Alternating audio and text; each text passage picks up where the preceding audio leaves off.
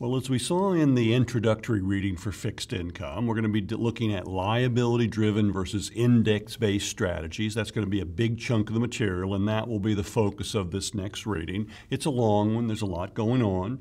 There's really more to say about the liability-driven side. Liability-driven, there's a lot of math. There's a lot of interesting relationships that can be explored. It's the kind of thing fixed income managers like, and obviously it attracts the attention of the CFA Institute. The index-based, a little bit more straightforward on that side. But let's dive in. If we compare things, we've used the term ALM, Asset Liability Management. And the most common situation that you're going to be dealing with, it was technically called liability driven. Think about a pension plan. The characteristics of the workforce, the provisions of the pension plan determine the future liabilities. The actuaries make those kinds of calculations. They quantify the present value of the liability. That's a given for you. You're not trained to be an actuary. And then we think about how do we manage the assets in relation to those, in a sense, predefined liabilities. Now, there is a variation on that, which is asset-driven, where we assume the assets already exist and we manage the kind of liabilities the business takes on. That really doesn't involve charter holders. This would be things like insurance companies or banks. They can decide what kind of loans they want to make, what kind of, those would be their assets. They can decide what kind of deposits they want to accept if they're a bank. If they're an insurance company, they decide what kind of policies they want to issue. And then, once they've decided on the liabilities, they can also match up the assets with them. In this case, asset-driven technically means that what if they already owned the assets, and then they decide what kind of liabilities to incur? That's not really the purview of a charter holder. Those are more running individual particular businesses. And actually, there's a third possibility that's more realistic.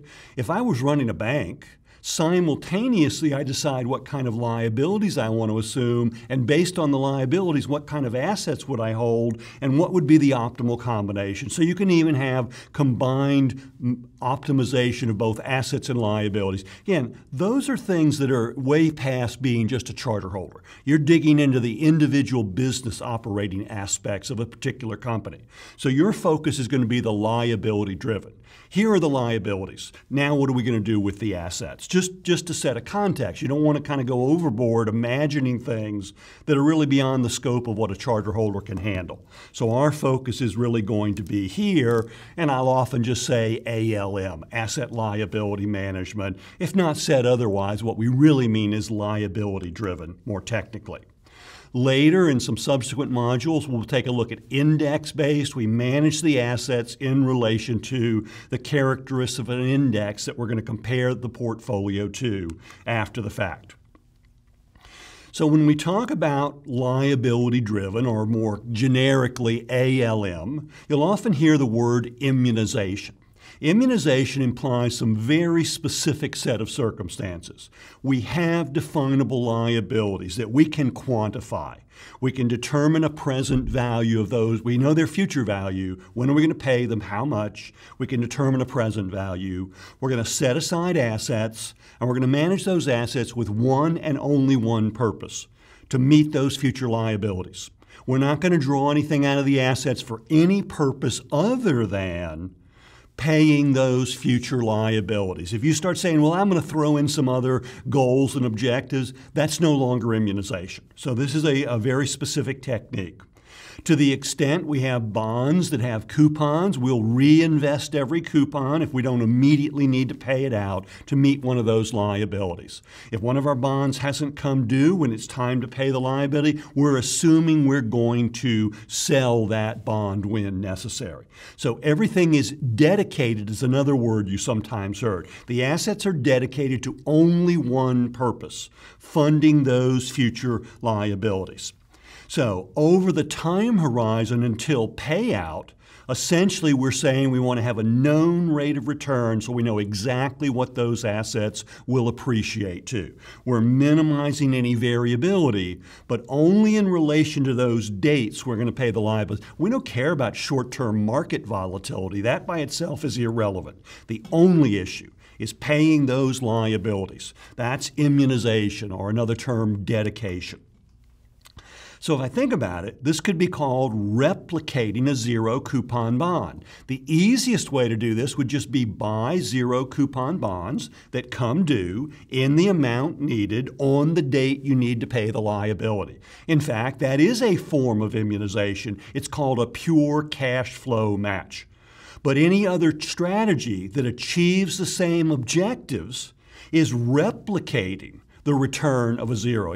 So we don't necessarily have to buy zeros we're going to find to make this happen, but any other strategy that achieves the same objective is replicating the return characteristics of that zero coupon bond. So that's some technical verbiage to be aware of. In terms of the techniques, I emphasize there's a lot of technique involved here. As we've already seen, the simplest way to do this is a cash flow match. And the very easiest way is zeros. In some cases, maybe we could buy coupon-bearing bonds, and we could select them in such a way that any coupon payments happen to be on dates when we're going to have to pay liabilities. And we could work all the math where it actually works possibly. Maybe. That's a much more complicated procedure, but it's possible you can do a cash flow match with coupon bearing as long as your assets are such that every time there's a cash flow, we already know what we're going to do with it. It's going to be used to pay a liability that we know is going to come due on that date. But the simpler way to do it is just to buy the zero coupon bonds. Turns out that's pretty restrictive in terms of what you can buy. It turns out if you match the duration of the assets, you can also achieve the same results. Now that's tricky, that's called duration matching, but there's also actually quite a number of caveats that go with it. It's not as simple as just matching the duration. That's a starting condition of duration matching, but let's not take duration matching as, oh, I match the durations, everything's okay. No, it's not necessarily going to be okay. There's a lot of technique involved with duration matching. While we know that we have a known rate of return, we actually have to do things along the way to make it happen. Now, coincidentally, if you've done a cash flow match, you will find out you will have achieved a duration match. So a cash flow match in some ways is a subset of duration matching that's much, much more restrictive. But duration matching allows you to do things other than just do a pure cash flow match. You could also have a hybrid strategy called horizon matching. The duration matching is not completely risk-free. There are going to be caveats about what you have to do to maintain the duration match. That means there's going to be some contingency. It's possible it may not work perfect. But what if I had a whole series of liabilities, and some of them are due in the next few years? I could just do a cash flow match for those. I got no problems. They're taken care of. As long as I buy default-free bonds, I know I'm going to meet the liabilities. I could save the duration matching for the later, more distant liabilities because they're more distant, I have more time to work on and manage and kind of work through the mechanics that we're going to see are required for duration matching. So a horizon match does a cash flow match for near-time liabilities, but it relies on duration matching to fund the longer-term liabilities. So it is automatically assuming we have liabilities coming due on multiple dates, not just one single future liability, which if you think about it, that'd be a pension plan. You know, they're paying out along the way as people are taking their retirement payments. They don't have just one single liability date in a typical pension plan. There's another strategy called contingent immunization. And I would stress, it is not, the word that you should focus on is not immunization. What you're actually doing is you're just taking a bond portfolio and you're actively managing it. You're trying to make decisions that will cause the value of the portfolio to rise over time. And your goal is start with a certain amount of money. We actually are going to have to start with more than we would have needed to do a duration match. We're going to start with a positive surplus. The PV of A will be greater than the PV of L. Because there's a positive surplus, of course, it means we can take more risk. We've seen that repeatedly. In this context, what that means is as long as the surplus is positive, you can do whatever you want with that bond portfolio. And if you make good decisions, the surplus will actually be growing over time. And you'll end up earning a higher rate of return than if you had done a duration match. However, if you're making active decisions, you may make bad decisions. You have to monitor the surplus. If the surplus ever goes to zero, there is no longer a cushion. You can no longer take risk. At that point, you must immediately revert to a duration match. So contingent immunization is not actually immunization. It is not duration matching. It is active management. But it requires you overfund the portfolio and you monitor the surplus, and if you're unsuccessful, then you will convert to immunization. That's not your goal. That means you failed. You lost all the extra money. But by converting at that point to immunization, you at least do meet the future liabilities. But the goal of contingent immunization is an active manager goal. Grow that surplus. If successful, you will. If not, you have a fallback that you will convert to immunization. So these are easy things to get confused if these are not terms you've ever seen before. I'd say Kaplan's done a really good job on this slide of summarizing the issues and relationships. So as you're moving through this spectrum of strategies, the goal is to increase the rate of return. That's your objective. And of course, increasing the rate of return means less money would have been needed to pay the liabilities. It costs less to the client. But as you do that, you're increasing the risk. The risk here is called structural risk. We'll talk about why they use that term as we move along. But you've got a spectrum of strategies starting from the most conservative and most restrictive, moving to things that are a little more risky but more flexibility and the possibility, the goal of generating a higher rate of return, which in the long run means less cost to the client. So we want to focus in on cash flow matching's easy. Buy something that will pay what you need. So suppose you have a liability, one liability that's payable in 10 years. Remember we defined Macaulay duration in the last reading. It is the present value weighted average of when the money flow will occur. It's a one-period liability. Its Macaulay duration is 10. All the cash flow is in 10 years. That's a nice, handy thing to know. That's Macaulay duration. So I buy a 10-year zero-coupon bond that has a par value of what I need. I hold it to expiration. I have no price risk. When I need the money, the bond will come due. It'll be worth par. I have no reinvestment risk. There will be no cash flows coming in to reinvest along the way. So I have a perfect cash flow match. And by the way, a 10-year zero-coupon bond has a duration of 10 as well. So we also do have a duration match. Automatically, a cash flow match will have produced a duration match.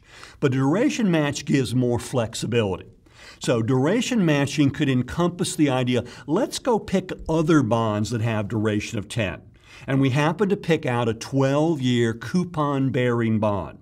Remember what Macaulay duration is, the present value weighted average of when you get the money. We've got coupon payments coming in, starting immediately through year 12. Most of the money comes par in year 12, so the weighted average of when you got the cash flows, in this case, did come out to 10.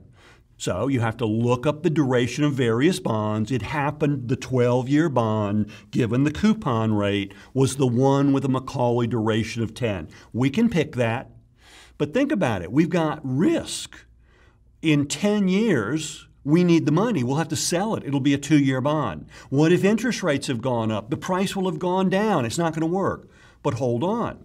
All those coupons that came in can be reinvested along the way at those higher interest rates. So if we make the assumption that there is only one change in interest rates, it happens immediately, and it's a parallel shift in the yield curve, duration matching balances price and reinvestment risk.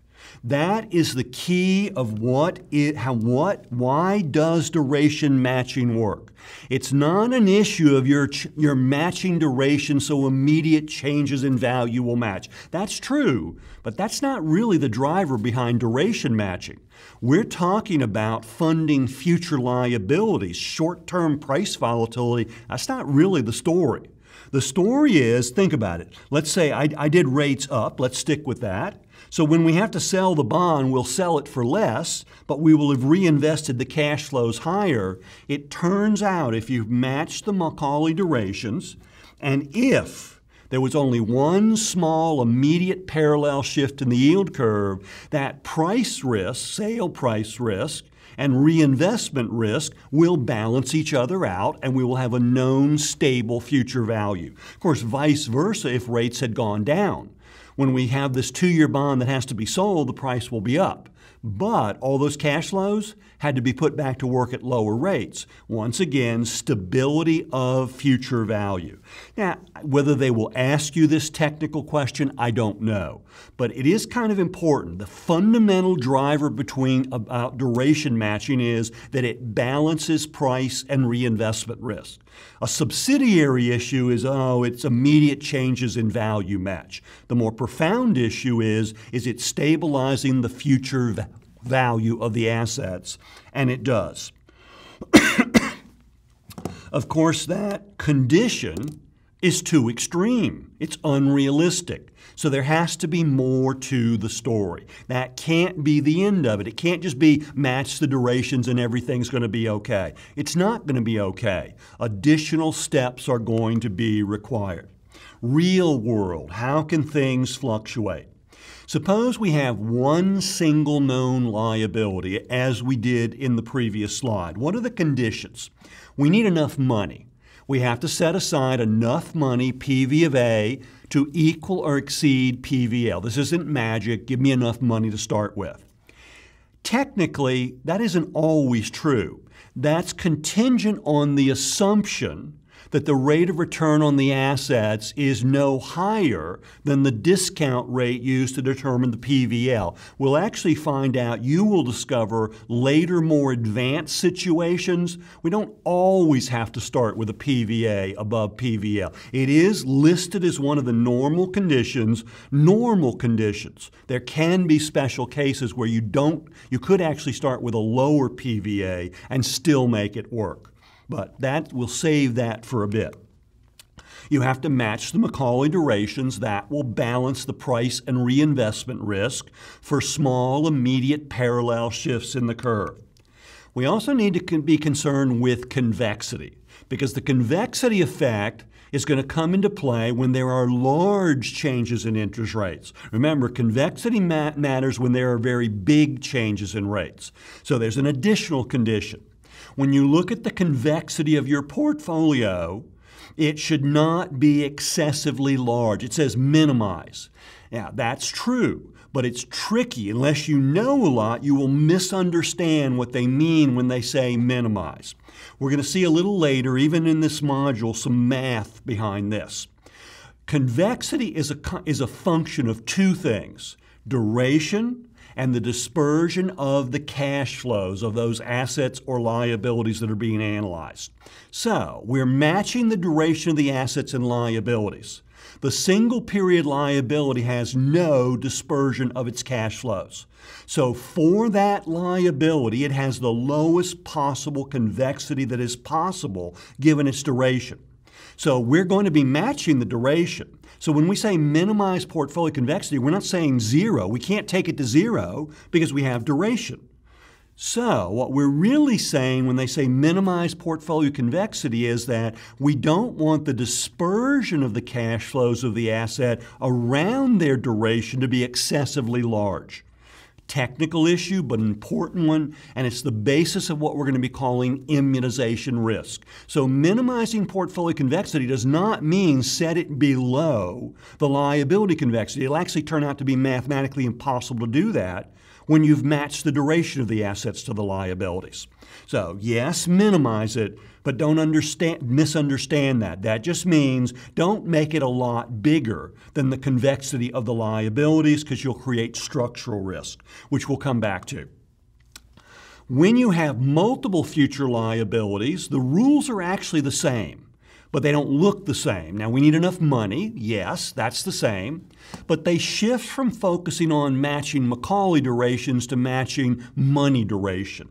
Specifically, they're using the basis point value. We want the basis point value of the assets to equal the basis point value of the liability. That's a money duration. What does money duration include that duration doesn't? It includes starting value. So it's actually a slightly more refined methodology where we're also taking into account the value of the assets and liabilities today may differ. By matching the BPVs, we're also incorporating looking at that issue as well. Well, as an aside, they could have written the single liability rules the same way. They just didn't. So we have to stop and say, no, these don't actually contradict each other. And now, because the liabilities don't all have one single date, there is a dispersion, so we do need to formally look at the convexity of the liabilities. Given its duration and given its dispersion, what is its convexity, and we want our asset convexity to be a little bit broader. What that really means is if we have a bunch of liabilities spread out, we don't want to stick all the assets in the middle. It's like there's a teeter-totter. It's unbalanced. That's a simple way to think of it. But if I set the asset convexity a little higher, I'm distributing the cash flows a little more, it's a more stable situation.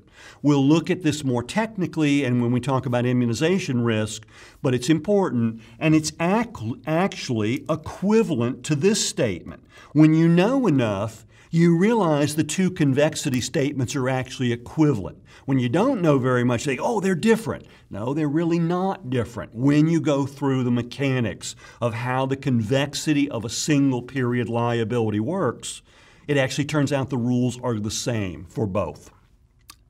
In both cases, there is a critical caveat. It will not maintain itself. You must constantly monitor the portfolio and do what is necessary to maintain the duration match. This is not a passive set it and forget it unless you do the cash flow match, which takes care of itself.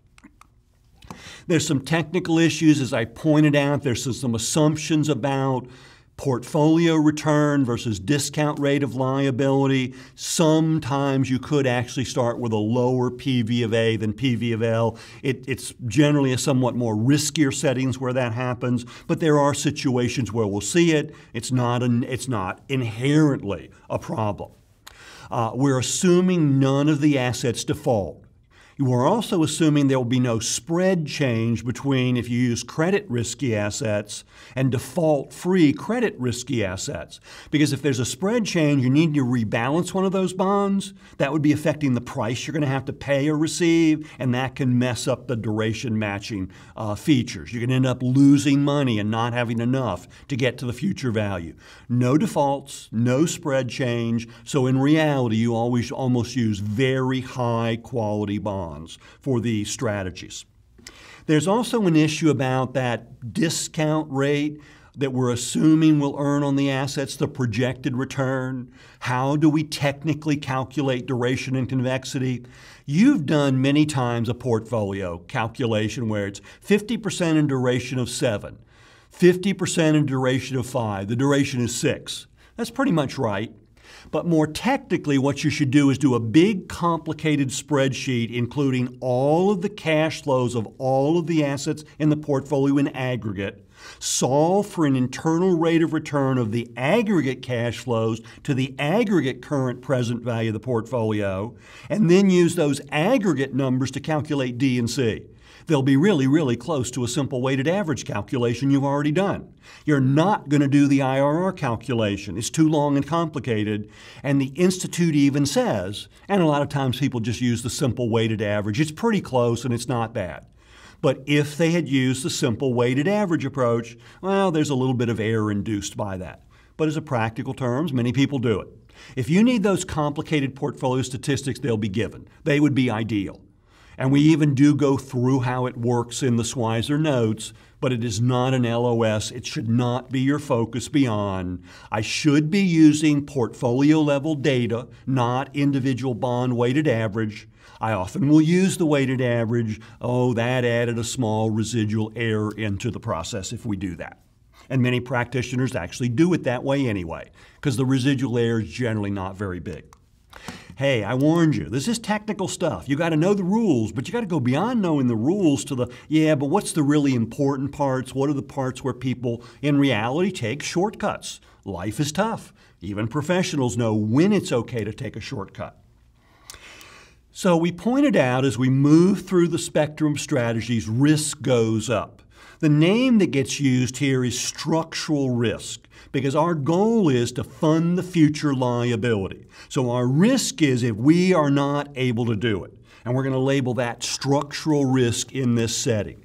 When you have non-parallel shifts, odd reshapings of the curve, that structural risk will increase. And our management of the convexity will end up minimizing our exposure to structural risk. So that's why those convexity rules were necessary. We want asset convexity to be a little bit more than liability convexity, but we don't want it to be grossly a lot more. So the rules minimize the structural risk. They don't perfectly do it. So if we don't perfectly meet the future liabilities, we didn't perfectly replicate a zero coupon strategy. With parallel shifts, if we've done everything right, we shouldn't have a problem, i.e. shouldn't have structural risk. With non-parallel, we may not have a problem, or we may. That's where it gets more interesting. So we have to start talking about this. Remember, cash flow match, default-free bonds. That's easy. We can take a vacation. We don't have to ever do anything again. But it's so restrictive, people are interested in these more advanced techniques. Why does the duration matching, why is it so important? If we have a parallel shift in the curve, all delta R's are the same, we would have an immediate change in value that's equal. And we've also seen we match price and reinvestment risk, the more substantial. But even on an immediate price change, same duration, all rates change the same, asset and liabilities have the same change, immediate changes in value are equal, the surplus is stable. And there's a very, very good chance immunization is working the same. But we focused only on duration. Remember, convexity matters as well. Why should we set the convexity of the assets a little more than the convexity of the liabilities, which is what both sets of rules actually end up meaning? Because when we deal with convexity, notice we're taking the delta R and squaring it. So it doesn't matter whether the rates go up or whether rates go down. When we square the change in rates, we have a positive result. Times convexity, we're assuming positive convexity of the assets, that will be a beneficial incremental return. So if the asset convexity is a little bit higher than the convexity liability, that would only benefit immediate price change and benefit the value of the surplus. Unlike duration, if we have a little more convexity in the assets, it doesn't matter whether the curve goes up or down. That little bit more convexity will be a beneficial effect to the assets and improve the surplus. So why don't I just want a lot more convexity in the assets? Why can't I just jump onto an extreme? I know one thing, I don't ever need to know anything else. Yes, you do. If you make the convexity of the assets too large, you will have introduced a large amount of structural risk, and that's a key issue. That's why we've got to limit the amount of additional convexity we assume. Why only a little bit? Remember, the durations are already matched. Here is an equation from which convexity can be calculated based on two functions, Macaulay duration and the dispersion of cash flows. So we already know the durations are equal, so when we set the convexity of the assets higher than the convexity of liabilities, we're saying the asset cash flows dispersions are wider than the liability cash flow dispersions, and these are points along the yield curve. So it turns out if you make the convexity too much larger, you become very exposed to non-parallel shifts in the yield curve. That can mess you up and it won't automatically be in your favor. It could be, or it might not be in your favor if that happens. For the non-parallel shift, excessive convexity of assets may get you in trouble. It may not, or it may. This is not designed to be a big risk-taking strategy. Minimize that risk. A little bit more convexity of assets, but not a lot. There are no mathematical rules what we mean by a little, but as you work the questions, you'll notice it wasn't subtle at all. That's what they're going to ask you. Surplus may decline. Immunization may be at risk, not certainty. So let's start to talk about this. We're going to have an entire reading that's going to go in great detail into reshaping of yield curves, sort of our first look at this. Remember, we're going to set the duration of the assets equal to the liabilities. Let's say the liability is a single period in the middle. Here's the duration of our liability. Let's say we're not going to do a cash flow match. We're going to buy some assets that have longer and shorter cash flows. But we're going to have an average duration of assets equal to the average duration of the liability. But if we've distributed the assets, notice they respond to different points on the yield curve. What's going to happen to our surplus here? It's going to improve. Why? Think about it, Liz. Suppose this is 5, this is 7, and this is 3 in terms of duration. The value of the liability won't change. Its PV will be stable because its interest rate didn't change. Long duration assets rates went down. Percentage change in value is minus duration delta R. The delta R's we're trying to say are equal in the long and short end but offsetting. But because we have high duration with a decline in rate, we'll get a large gain in price. Because we have low duration with an increase in price, in rates, we'll get a smaller decline in price. On average, the present value of the assets is going to improve and the surplus is going to go up. This is an analysis you're going to see us use multiple times for multiple issues, reshaping of a curve. Not the first time we'll go through it, but critical. The present value of the liability is not going to shift. Even if the long and short rates are equal size but offsetting, because there's greater duration exposure to the decline in rates, there will be an increase in the PV of A and the surplus will improve. That might make you think, oh, we're in good shape. You probably are. But remember what you really need to think about. What is from the new market value of the assets, the expected future rate of return?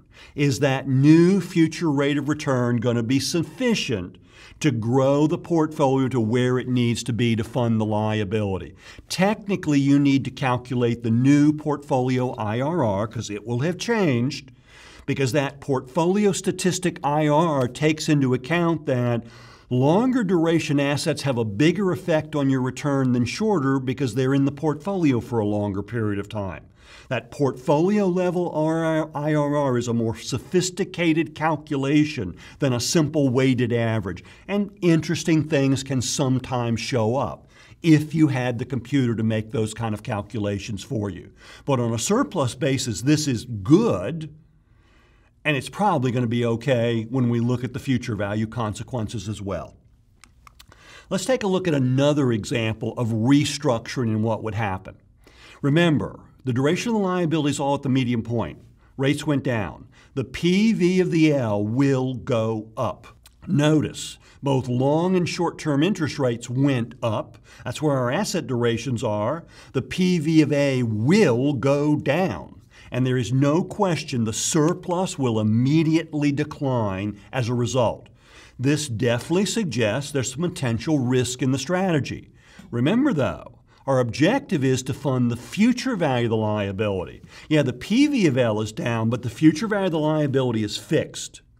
And yes, the PV of A has gone up, but has gone down, the PV of A has gone down, our surplus has deteriorated, but those asset interest rates are up. So the expected IRR of the portfolio has risen. It is still possible that the assets will appreciate enough to fund the liability. So the surplus definitely has deteriorated. This is probably higher risk scenario than the previous one, but even then it doesn't necessarily mean we're going to fail to reach the future value target. Now that's a lot to go through. We've taken some time at it. It's introduced a lot of important issues that we're going to work with as we move along. So you may want to review this a couple of times.